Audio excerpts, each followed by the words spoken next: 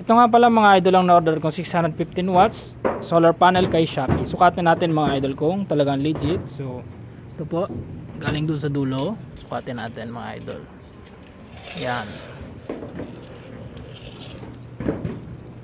So hanggang dulo, umpisa sa dulo mga idol. Hanggang dito. So 89.5 inches mga idol. At yung kanyang haba naman, lapad. Lapad niya mga idol, galing dulo ay yan mga idol 44 inches and a half. So goods na goods yun mga idol.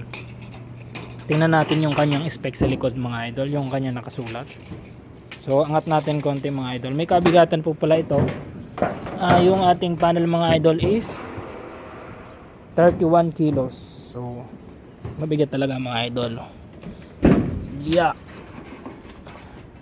Ito po yung kanyang likod. So goods na goods yan mga idol.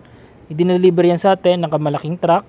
At sabi ng seller, pagka damage dumating, full refund yung inyong mga yung aking binayad. Dahil nakapag GCash payment ako nung pagbili ko nito mga idol. So yan, balik tayo. Tingnan natin mga idol yung kanyang specs. Qual full 615 watts yung VOC nya. Saan nakita nyo mga idol?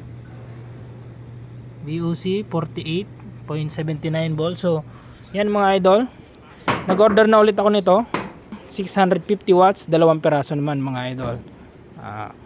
Waiting 15 days bago i-ship mga idol. So tiwala naman tayo kay seller kasi nakabili na tayo mga idol ng isa. Itong pauna natin na 615 watts solar panel bifacial yan mga idol. So napakalakas mag-harvest. So maganda po yung charging ng ating solar aparato, solar system sa ating mga bahay. So yun lang mga idol, kung nakatulong, pa-like and share, pa-follow na rin ang aking page.